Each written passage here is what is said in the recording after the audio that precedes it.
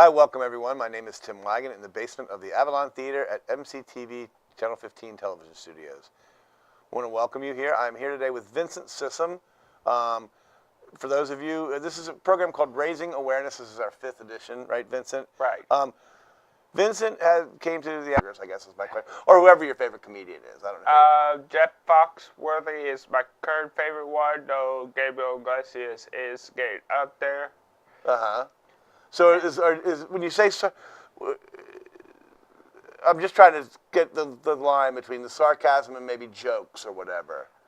Sarcastic can be a jerk. I understand that too. You know. Yeah, and I mean, if it's done in the form of a joke, someone with autism won't always get it unless they've been sort of trained to catch on it. Okay, so if somebody doesn't tell you they're telling a joke, you could miss that someone's joking around? Yeah. But if someone's just being sarcastic, like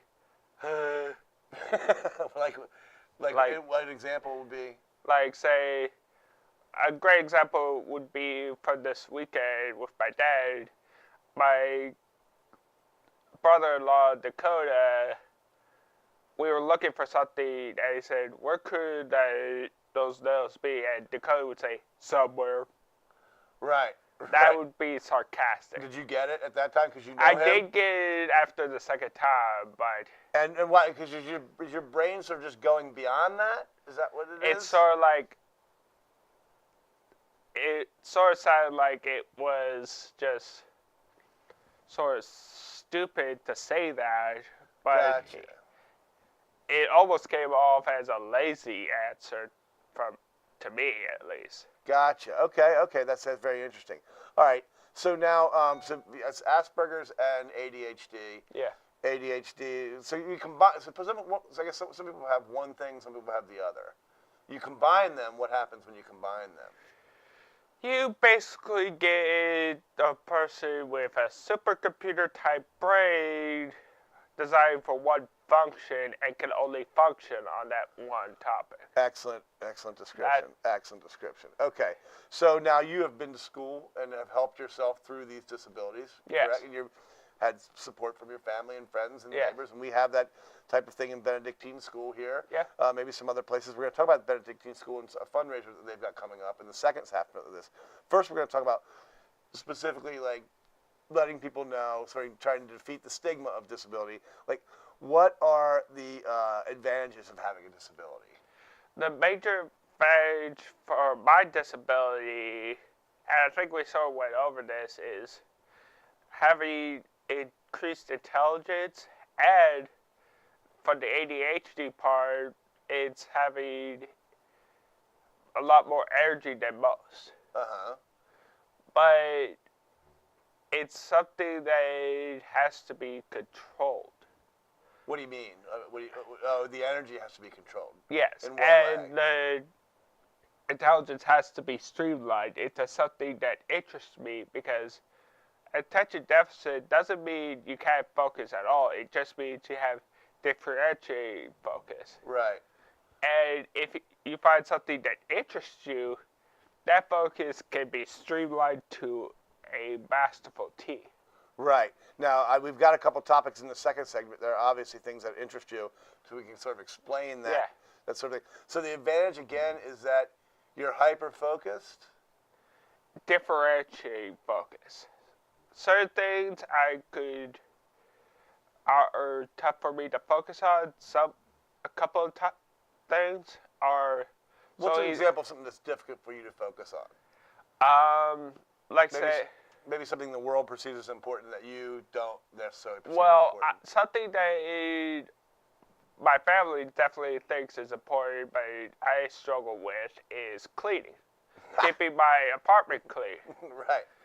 What's your rationale for not really wanting to keep your apartment clean? Because I think I have the same sort of rationale. Well, I'm the sort of mindset of, if no one's coming over, then what's the point of cleaning up? I'm kind of with you there. I'm not going to get Now, if I have guests coming over, I'm going to be cleaning up, but for the most part, I'm the only one there, so it's almost... I mean, you're not living in a pigsty, no. Right. Yeah. It's just not clean to everyone else's standard or whatever. Yeah, definitely not my Aunt Vicky's standards. Your Aunt Vicky. Well, hopefully she's watching. Yeah. Okay. So, what sort of jobs are ideal for people with developmental disabilities? And we've talked about this in the past. We'll just remind people what are good jobs for people with developmental disabilities. It depends on the disability, but one disability in general, well, ADHD is really great if the person has an interest in video games. Getting them to be a video game tester. Game companies out there, if you're looking for video game testers, people with ADHD or ADD will probably be your best game testers. You want to explain why to them if you're talking to them? Because video games, if you want someone that's intelligent enough to tell you what's good, what's bad about a video game, but you want someone that can focus on a game for a long period of time. So when you do that, you can. What's the game you focused on the most time, like in one session? There's a few that I would say are long sessions. Pokemon. That's hot again, Pokemon. Yeah. We're going to talk about that, I think, in the second segment.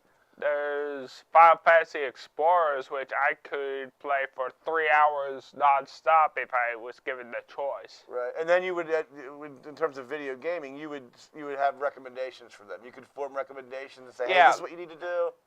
Yeah, like a couple of recommendations I would do is like say they have for Final Fantasy Explorers, change what certain monsters can cost to be in your party so that there's more variety. 18. Okay, gotcha. Okay.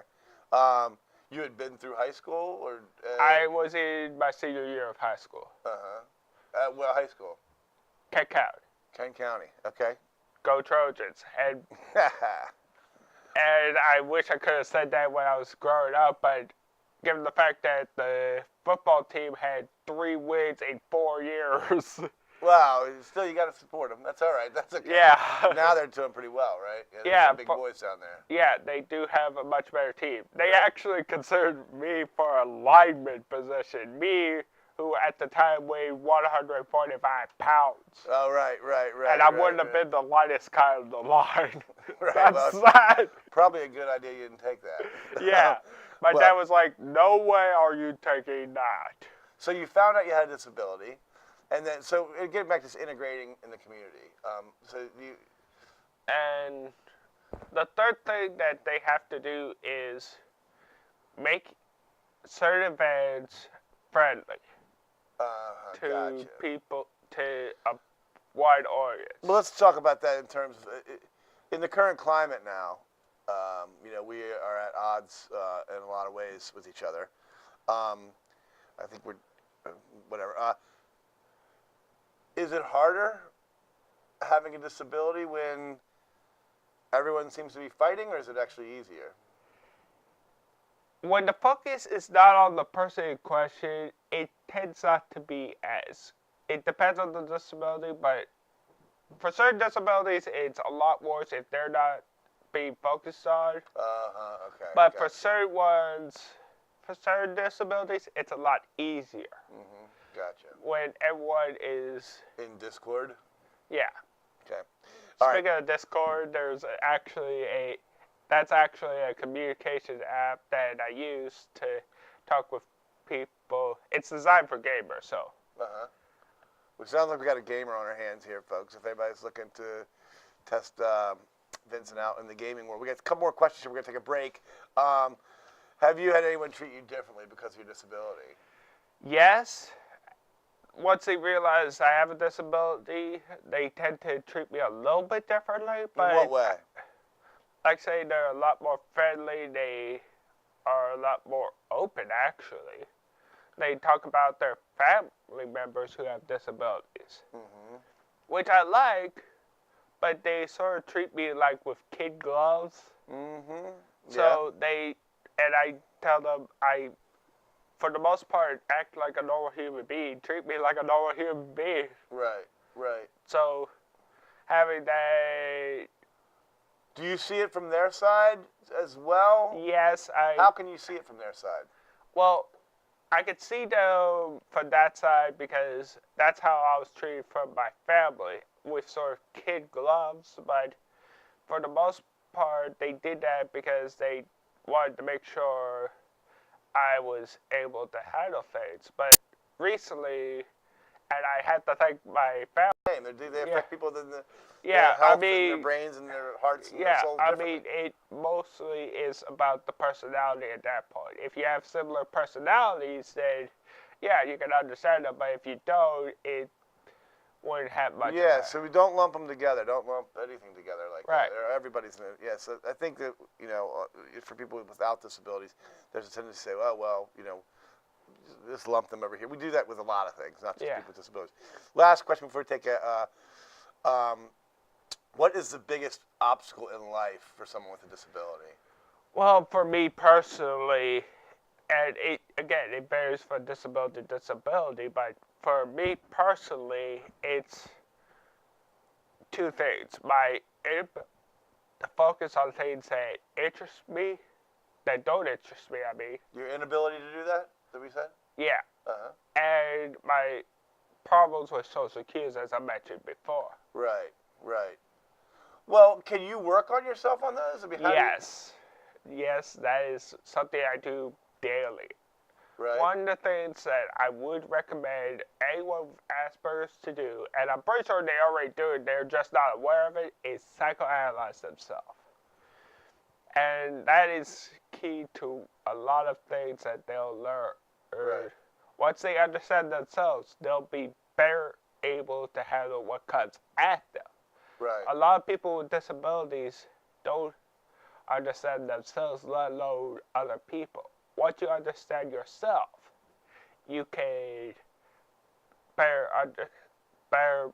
be better prepared to handle what comes at you And you're in that process now? every day. Every day. And that's something you have to do. I psychoanalyze myself, like, why do I do this? Why do I do that? Why do I put barbecue sauce on tacos? Right. You don't think you need to psychoanalyze that necessarily that, but it's good. I understand. But why do you do it? You like the taste? It has a sweet taste, and it complements the dryness of the turkey, ground turkey I use. Moisten up your turkey out there, you taco makers. Listen, we're going to be back with a couple more questions for Vincent on the other side of this break. We're going to lighten things up. We're going to talk about the election, maybe a little bit of the convention. We're going to talk about the O's, the Nats, current events, and a fundraiser coming up for Benedictine School. That sounds really, really cool. We'll be right back in just 1 second. It's different than any place I've ever been. It's easy to just be in the room with everybody else and enjoying the show together. I'm very impressed. Just the variety, the quality, the intimacy.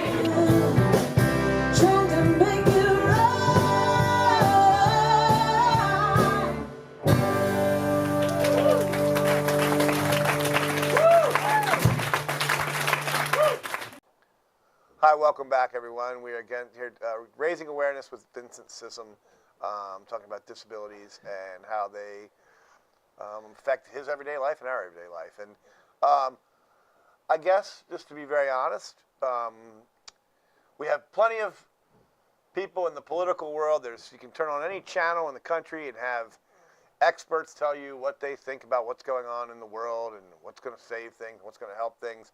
And people with disabilities have opinions about these things as well. Yes. And I imagine they're just as strong, probably in many cases, even more pertinent than what you see on some of the television that you see out there nowadays. So we're going to dive right in here, Vincent. You want to talk about the shootings? You want to talk about I don't know which shootings you're talking about. There's been Plenty so of many them. of them Take that a I pick. just figured do a general topic about the shootings. Police shootings, ambushes, people being shot. African Americans getting shot, people in nightclubs getting shot, Yeah, police getting shot. yeah. So the one thing I wanted to talk about specifically about shootings, and I don't know why every time I hear Obama or some expert, and I put that in quotations, talk about gun control, I'm like, that's only going to restrict honest people. If someone wanted to get a gun to do a shooting for this sort of thing, they already know they're going to be breaking the law doing it, so they don't really care if they get the gun illegally or not. Gun control only restricts people who are honest. Well, I mean, yeah. I mean, and that's. I think I mean, there is certainly that case that many people make. I'm not going to get into the politics of it anywhere really, because I think. What do you think about trying? How do you think it would be able to be fixed? Crime or higher penalty would reduce. Yeah, People doing mean, typically you're looking at most a year in jail. Last I checked, for just acquiring a gun illegally, that's the most, and that's if you're a repeat offender. What do you think's creating the environment for people to want to go shoot each other? Not that people haven't shot each other in the past. The reason I think it's happening so much now is partially due to the next segment, and that's the political election. A lot of hate is actually being generated in the communities. Yeah. So a lot of hate is trying to get out, and typically the best way to do that is through guns. Well, you got a point there. I mean, you talk about I think you. Yeah, I mean, I think people have to start caring about each other. Yeah. And not just saying that they do, and I think we have some examples that are not the most healthy for us to be consuming every day. So talk about the election. When you brought that sort of in there, what? Right now, I've basically eliminated Hillary Clinton as my personal pick. Because if she can't be trusted with confidential information, I don't want her running our military. Do you think Donald Trump can be trusted with confidential information?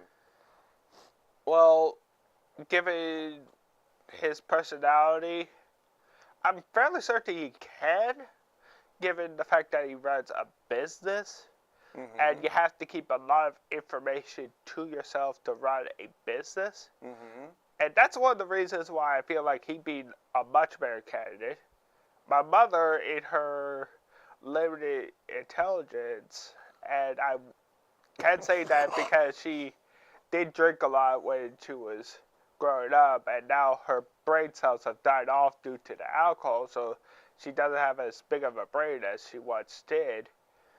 She was one of the smartest people in her school, but after the alcohol hit it, not a chance. So she's voting for Hillary simply because she's a woman. Well, I don't think that's I mean, that's not a legitimate reason, in my opinion. So I say Donald Trump would be the better choice between the two of them. But I am looking at third party since the last time we talked. Last time I was full hog for Donald Trump. But after... What has Donald Trump done to make you look third party? Specifically him talking about... The reporter? Yeah. Yeah, I would imagine. Yeah. It's a good grounds for that. I mean, the reporter incident, the fact that he had... I actually looked a little bit into his background. He's filed for bankruptcy, and typically you don't want to do that in a business. Like 7 times. Yeah, 7 times. So, which is, there's a... But that does give him a slight advantage over Hillary. He has gotten his company out of the bankruptcy and out of debt, so he can... Yeah, he says he uses the system the way that you can use the system, and he does. And but the political system is different, which sort of... Much different, yeah. Confuses things, so I feel like he might be better able to handle the budget of the nation than, say, Hillary, but I'm still looking third party just in case. Again, more current events here with Vincent on raising awareness. Let's talk about the big craze. You were just talking about it off stage. Pokemon Go. I think it's probably one of the coolest games I've ever seen. Yeah. And I can't imagine what is coming next. I personally don't play it, but I know of a number of people. They're everywhere. Yeah. They're like zombies walking around town. It's yeah, like that's one. people just looking at their phone, like walking around in groups. You know. And one quote. At least we used to be separate looking at our phones. Now we're all looking at them together, walking in a group. It's kind of good. And another positive thing about it is, I remember this quote from a video I saw recently. It's Pokemon Go skate atheists to walk within 5 feet of churches because a lot of Pokestops are there, not currently available. 149 current. You gotta catch him. Yeah. That's the name of the game. Yeah. And then you get these things to catch him. Yeah, and you Does get it- the does it items from the produce a thrill Pokestop. inside of you? Do you like get excited about it? Is it like? Yeah, I know there was a card game, right? yeah. There's a card game. There's a video game. And you Pokemon just is catch about Pokemon. yeah, but this one involves the real world. I know. I think it's so. It's I've seen basically the screens, I same think as Pokemon in the video games. but it's on your street. It's Yeah. on. I totally. That's basically the. All right. Let's move on to something now that I do know something about. Not much anymore, but do know the baseball world. So what do you got going on with the O's? O's are doing great. They're top of the league at the time of this recording. Don't quote us Hopefully for they'll the stay there. future, but at the time of this recording, on July 19th, 2016, they are the top of their league. Yeah, and I mean 2 years ago they were really well. And if you look at like the Giants, say, like the Giants are in this, the San Francisco Giants are in this phase where they're like winning the World Series every other year. And if you look at the Orioles' last really good year, it was 2 years ago. And right now they're having another one where they're a tough team. They don't have the great starting pitching maybe that they had. It's not as good as it was a couple years ago, but they have hitters. Yeah, You know, that was the one issue where the Orioles struggled with the last time they were doing well. What do you think about moving Adam Jones to number 1 spot to hit? Well, according to my dad, you want your power hitters to be your first and third. Mm-hmm. You want, so the strongest hitters you got, first and third, since they're going to be the most frequent. And the third one, because in that first 3, they're going to be the last to bat if you got 2 out. So having them knock the ball out of the park would be a great. Now you watch them every night? No, my dad listens to them and he keeps me up to date. Is that right? And you mentioned something that I'm very impressed by involving the Nationals. Right. Yeah. Scherzer. I mean, not Scherzer. Strasburg. Strasburg. 13-0. First guy to do that in over 100 years. Yeah. And he's only had 17 starts. Yeah. I mean, you know, that's good. Now they probably jinxed him by bringing that up, but no, he is Yeah. 13-0. Hasn't happened in 100 years. And the cool thing about Strasburg too, in my opinion, was that he was a guy who was supposed to be this good. He had Tommy John surgery, and he's still this good, which is kind of, I mean, a lot of times you see these guys who get all the hype fail. So what else about the O's and Nats? Just go O's? I'm basically, when it comes to baseball, I'm an O's fan. But I don't really have a team I hate. Even the Yankees, Yeah. in all of their perfectionist glory, Mm-hmm. I don't hate. They're easily my least favorite team, but I don't hate them. That's nice. Like a lot of people. Right. All right, Vincent. Tell me about the hat. Yep. As most people who know me know, I'm a Christian, and I've been wearing this hat for a few months now, thanks to a very generous bus driver. Mm-hmm. And he's not giving out hats anymore, but he is telling people where to get them. So if you ride the DCT bus, ask for the Jesus Hat guy. Jesus Hat Guy. Is that what he goes by? Well, that's the nickname I've given You've him. given him? Perfect. So that fits perfectly. Now, what does the hat mean to you? it shows that I truly love Jesus and I wanted to get to know him better. So I'm like, okay, you're my boss. You tell me what you want me to do. Pretty Excellent. much. Excellent. All right, Vincent, we're going to wrap this up. And by the way, Go he's ahead. one of the best bosses you can have because he understands you and he will help you to get better. Right, I would say undeniably one of the best bosses to have. I would say that for sure. And it's great that that is has taken hold for you.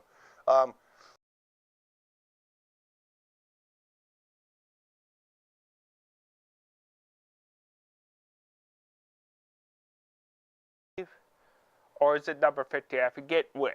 Okay, but it's a fundraiser that happens on the grounds of Benedictine School. Yes, and there's several spots. You can look it up. Go to benedictine.com. Anything else you want to say as we leave? You can tell the audience. that? Just remember to never judge a book by its cover. Its pages might surprise you, and those pages can help you out someday. Thank you. Thank you very much.